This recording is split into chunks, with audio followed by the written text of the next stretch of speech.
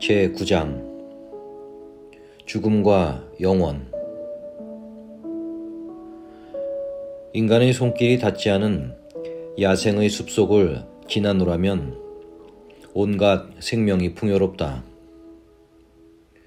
하지만 몇 발자국마다 쓰러진 나무들, 사가 들어가는 나무 등걸, 썩어가는 나뭇잎이 있어 물질의 해체를 보게 된다. 어디를 둘러보아도 삶과 죽음이 동시에 존재한다. 하지만 좀 더 깊이 살펴보면 사가 들어가는 둥치와 썩어가는 나뭇잎은 새 생명을 태어나게 할 뿐만 아니라 썩어가는 과정에서도 생명으로 가득한 것을 알 수 있다. 미생물이 일을 하고 있는 것이다. 분자들이 스스로 재배치되고 있다. 그곳 어디에도 죽음은 없다. 다만 생명의 형태가 바뀌는 변태만이 있을 뿐이다. 여기서 우리는 무엇을 배울 수 있을까? 죽음은 삶의 반대가 아니다. 삶에는 반대가 없다. 죽음의 반대는 탄생이다. 그리고 삶은 영원하다. 역사를 통해 현자들과 시인들은 인간의 삶이 꿈과 같음을 인식하였다.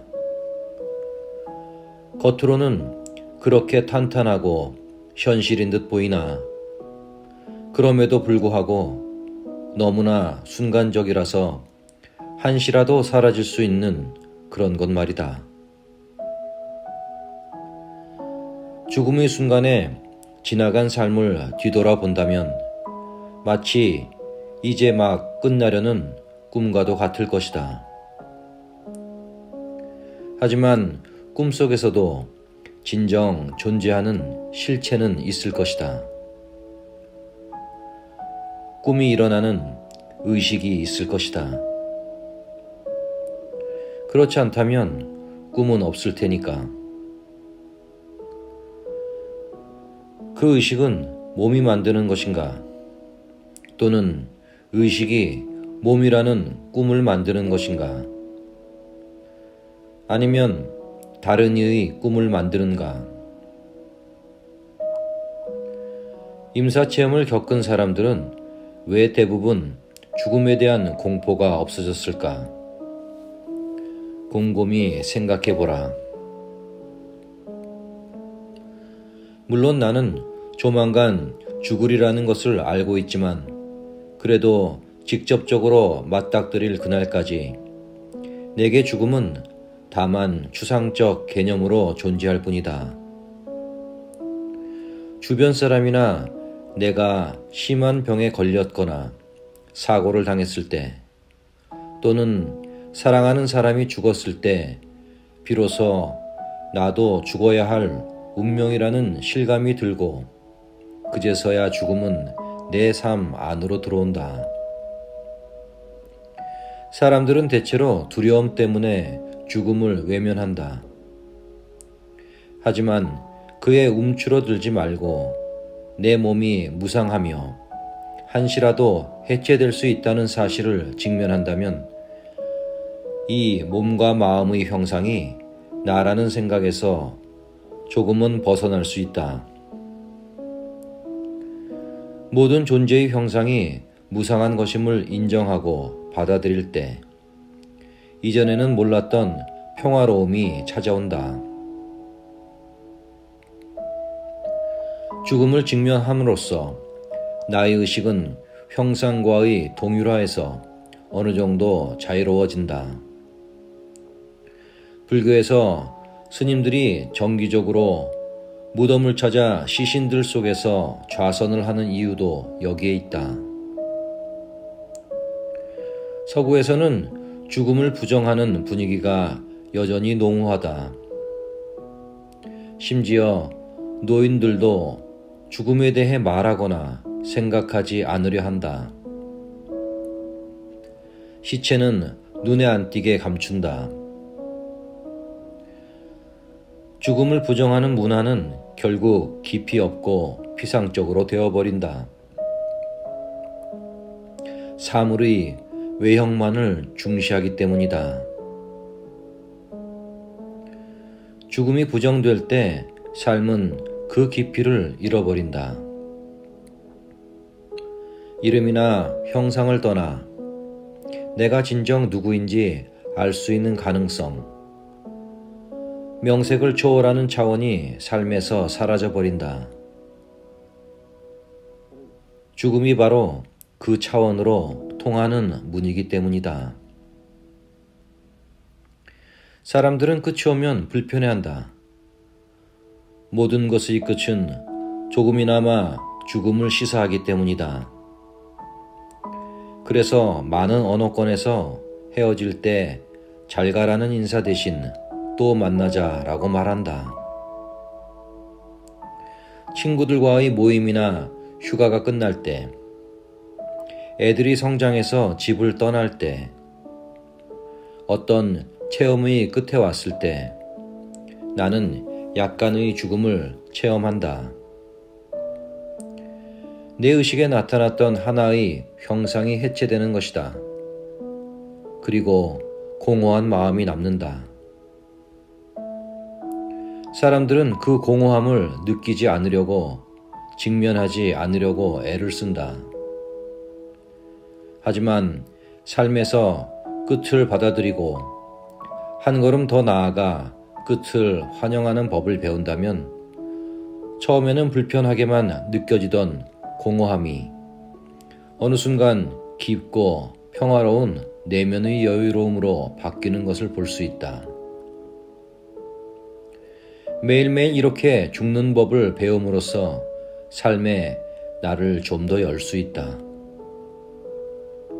사람들은 대체로 자기의 정체성과 자아를 무척이나 소중하게 여기기 때문에 그것을 잃고 싶지 않아 한다. 죽음의 공포가 그토록 심한 것도 그런 마음에 기인한 것이다. 나가 더 이상 존재하지 않을 수 있다는 것은 상상조차 할 수 없는 두려운 일이다. 그래서 이름과 형상이 그 귀중한 나라는 착각, 나의 이야기가 나라는 착각 속에 살고 있다. 그러한 나는 다만 의식의 장애 생긴 일시적 형상에 불과할 뿐인데 말이다. 그렇게 형상은 나라는 생각만을 하면 진정 귀중한 것은 나의 실체이며 내 안 깊숙이 존재하는 생명이며 순수의식임을 알 수 없게 된다. 그것이 바로 내 안에 있는 영혼이며 그것만이 내가 잃어버릴 수 없는 유일한 것임을 말이다. 삶을 살다 보면 늘 상실을 겪는다. 재산이나 집, 가까운 사람을 잃어버리기도 한다.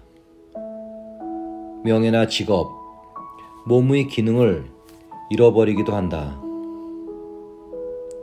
그렇게 깊은 상실을 경험할 때마다 내 안에 있던 무언가가 죽어버린다. 내가 누구라고 알고 있는 자아상이 점점 작아지고 초라해진다. 방향 감각을 상실하기도 한다. 나는 무언가를 잃어버렸는데 그것을 잃은 나는 그럼 누구지? 무의식 중에 나의 일부라고 동일화했던 형상이 나를 떠나거나 해체되면 극히 고통스럽다. 이를테면 내 존재의 그물망에 휑하니 구멍이 뚫린 기분이다. 내 가슴에도 구멍은 남아있다. 그렇지만 고통과 슬픔을 부정하지도 무시하지도 말라. 고통이 거기 있음을 수용하라. 생각은 상실의 주변에서 서성거리며 나를 피해자로 만들어간다. 두려움, 분노, 원한, 자기 연민 등이 내가 맡은 피해자 역할에 수반되는 감정이다. 그러한 감정 저변에 무엇이 있는지, 마음이 지어낸 이야기 뒤에 무엇이 있는지 잘 살펴보라. 내 안의 구멍에 휘몰아치는 공허감을 느껴보라.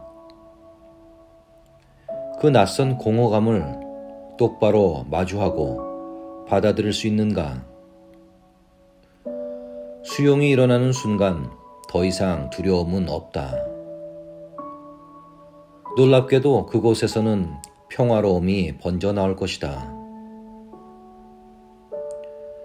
죽음이 일어날 때, 생명을 담은 형상이 해체될 때, 그 사건이 내 가슴에 남기고 간 구멍에는 형상을 여인 그것, 아직 발현되기 이전의 그것이 빛나고 있다.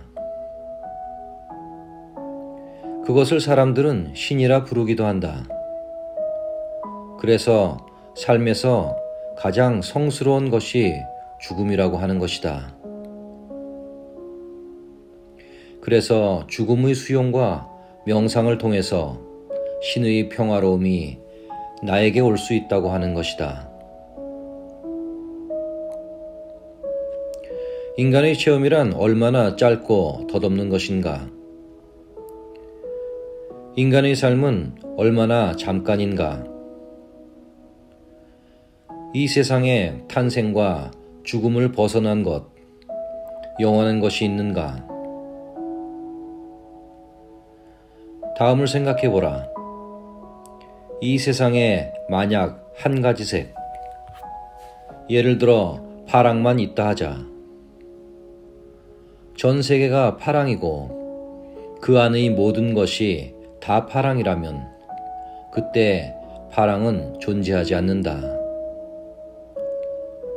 파랑을 파랑으로 인식하려면 파랑이 아닌 무언가가 있어야만 한다.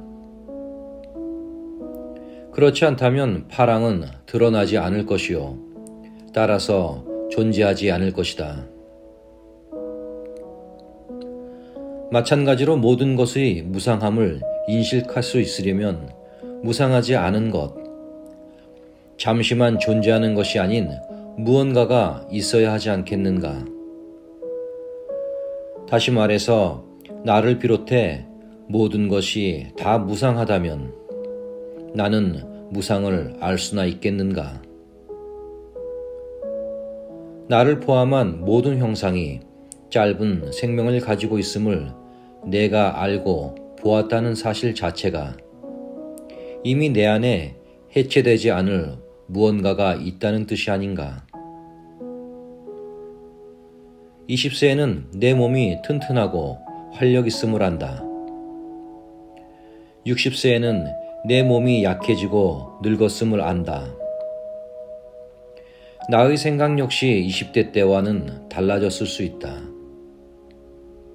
하지만 내 몸이 젊거나 늙었다고 아는 마음, 내 생각이 변했다고 아는 맑은 마음에는 변한 것이 없다. 그 맑은 마음이 바로 내 안에 있는 영혼이다. 순수의식이다. 형상을 벗어난 한 생명이다. 나는 그것을 이룰 수 있는가? 아니다. 내가 바로 그것이다. 어떤 사람들은 죽기 직전에 깊은 평화에 잠겨 몸에서 빛이 난다. 마치 해체되는 형상에서 무언가 빛이 발현되는 듯이 말이다. 때로 매우 늙은 사람들, 중병을 앓고 있는 사람들이 생의 마지막 몇 주, 몇 달, 심지어 몇 년 동안 거의 투명해진 것처럼 보일 때가 있다. 그들의 눈에서는 광채가 나고 마음에는 더 이상 고통이 없다. 수능을 통해 모든 것을 다 놓아버렸기 때문에 생각이 만들어낸 에고적 나가 이미 해체되어 버렸다. 그들은 죽기 전에 이미 죽은 사람들이다. 죽음을 벗어난 무언가를 발견한 사람들만이 갖는 깊은 평화를 찾은 사람들. 모든 사고와 재난에는 늘 구원의 가능성이 들어있다. 다만 사람들이 그것을 알아보지 못하고 흘려보낼 뿐이다. 전혀 예상치 못한 죽음이 코앞에 닥쳤을 때 느끼는 극도의 충격은 의식으로 하여금 형상과 나를 동일시했던 과거의 습관을 한순간에 놓아버리게 하기도 한다. 육체가 죽기 직전 마지막 짧은 순간에, 그리고 죽음의 순간에 나는 나를 형상을 벗어난 자유의식으로 체험하는 것이다. 그때 돌연히 두려움이 사라지고 한없는 평화로움이 찾아든다. 모든 것이 다 좋다는 것을 깨닫는다. 죽음은 단지 형상의 해체에 불과함을 알게 된다.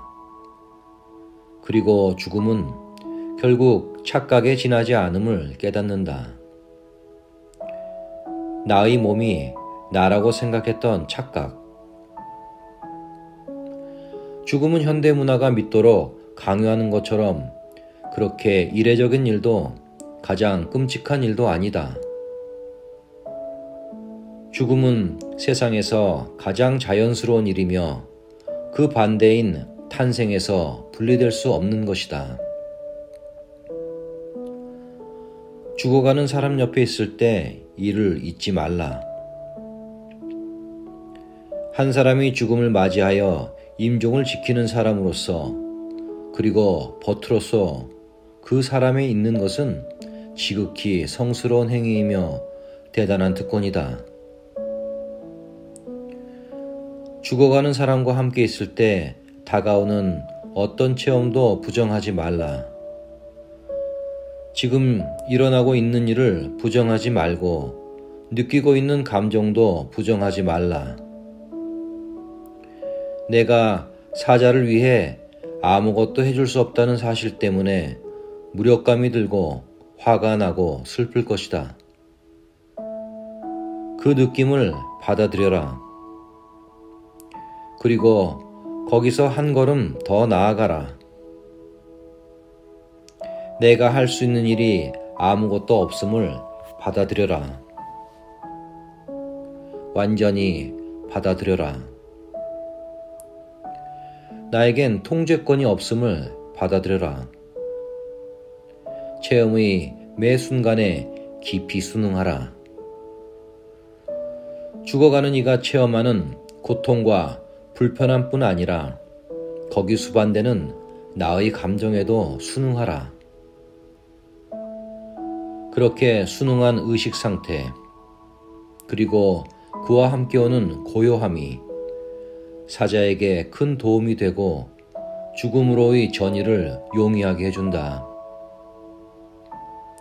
말이 필요하다면 내 안에 있는 고요함에서 나올 것이다. 하지만 말은 다만 보조적 역할을 할 뿐이다. 고요함과 함께 축복이 온다. 평화로움.